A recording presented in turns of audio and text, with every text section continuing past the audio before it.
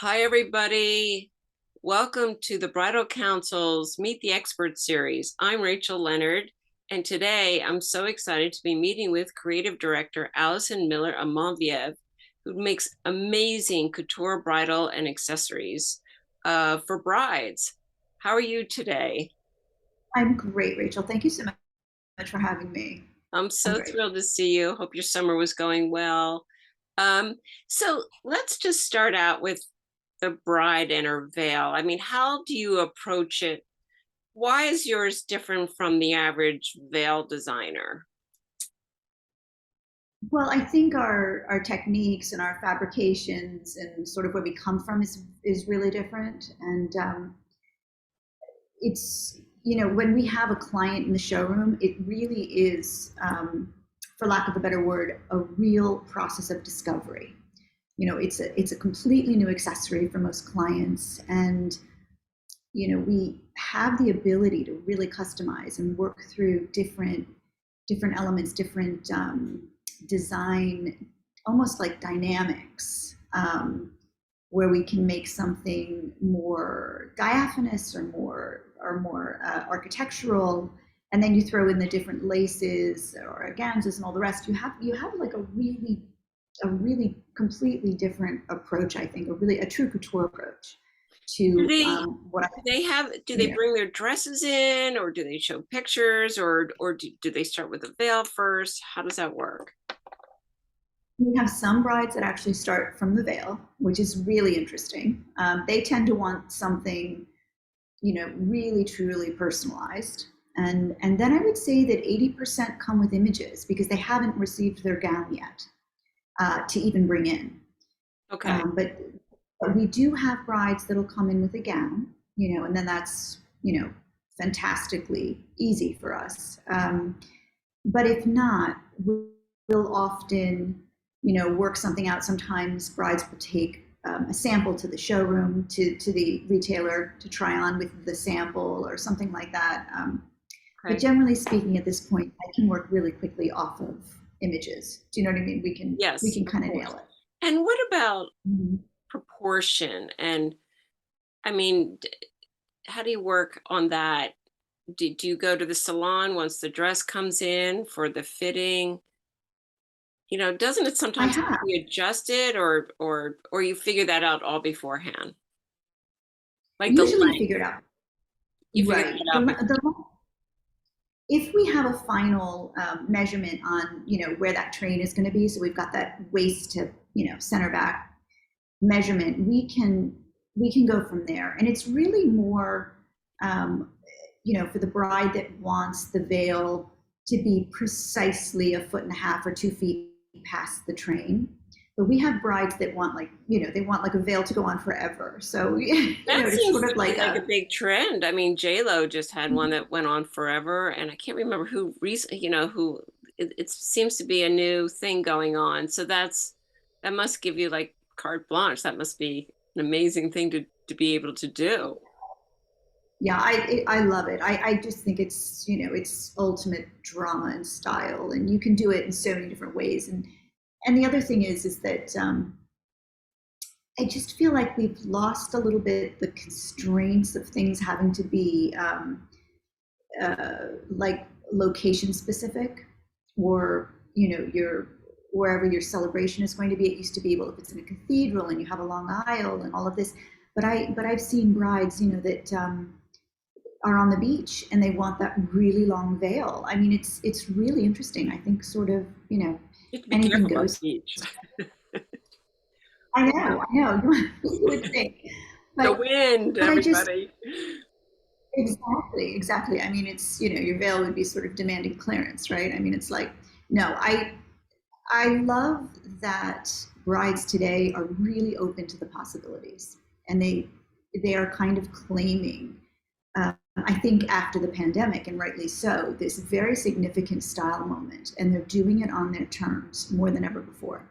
Are they adding I mean, personal touches? that's a really good question. They'll ask sometimes to have, embroidery, like a little, like their initials or something like that. But I would say that the more couture touches are going to be where we're taking lace like a puzzle, and we're creating, really interesting intarsia effects, maybe with some metallic threads, or this kind of thing. I think for me, the really definitive moments come from design that's really incorporating the couture possibilities. Anybody can put initials anywhere. You can put it on the inside of your gown. You can put, what I'm saying? That to me is Right. a lovely thing. But when you really study the design and can create something out of like truly heirloom laces, maybe things that were taken out of the archives, a pattern that was developed in France 200 years ago, work that into something that's completely new. Feels very modern to me. It feels really, really exciting. So I love that. I love it that you really bring fashion to a tradition that is, well, how did the tradition start? Oh, good. Well, so that to me, I think most people will take it back to ancient Rome and this idea of just sort of veils as a way to ward off, if anything, evil spirits or this kind of a thing. And then, it came to represent, actually, in a multitude of cultures, a combination of, obviously, virginity and preciousness, and all of this with warding off spirits and evil and protection. This unveiling. It's interesting to me how it's like this almost, I want to say, controversial accessory, because you can look at it through a feminist lens, and you kind of walk back from it a little bit because you feel it's a little, but I actually find that I find it really liberating, and I find it used stylistically incredibly emotive and really modern. Because if you think about it, every time a It, bride puts a veil it's on, it's a huge statement. I mean, in with wedding dress, I mean, the wedding dress is iconic, but the veil, it's not till you put the veil on that you are the bride. I mean, it definitely is. And I think it does Mhm. change. It has changed the meaning of it over the years of what it stands for.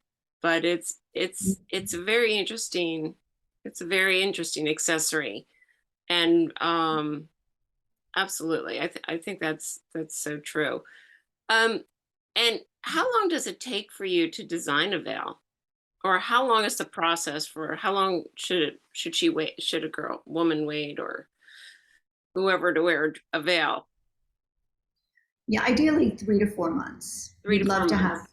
yeah, Okay. at the minimum. At the minimum, that's like if we start to get under 3 months, we'll get it done. But that's where it starts to get a little trickier.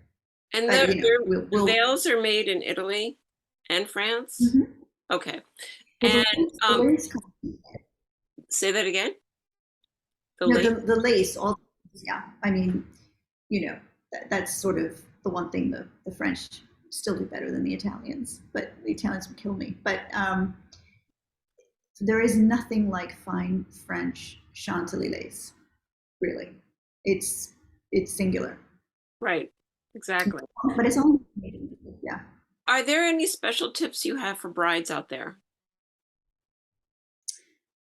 I always come back, when you're talking about the history of veils and sort of what it represents and all of that. I think the most important thing that it represents to me is a continuum, and it's almost bigger than the bride herself, in the sense that it's really interactive. And so her father and her mother are possibly going to be involved in lifting that blush, or somebody's going to be putting it on her head.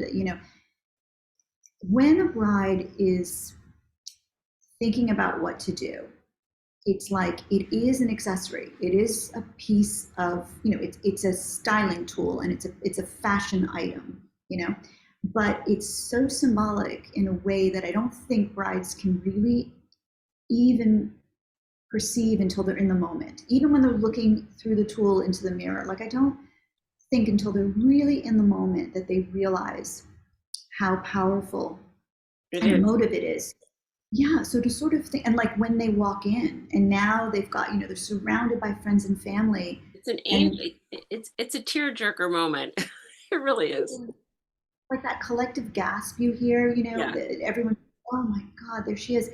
And so I think that kind of know that that moment might be bigger than you can anticipate, and it's bigger than what how you would approach buying a fashion item or an accessory.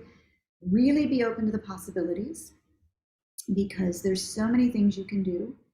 And I always tell the brides, honestly, there's no wrong answer. That's the thing, so to follow your gut instinct, like oftentimes there's a lot of beautiful solutions, and it's hard to decide, and so they really just have to try to verbalize what they're feeling, and it's not exactly. easy, but No, I you know. know, It's so many decisions that you have to make when you get married that it's one more, but it's a very, very emotional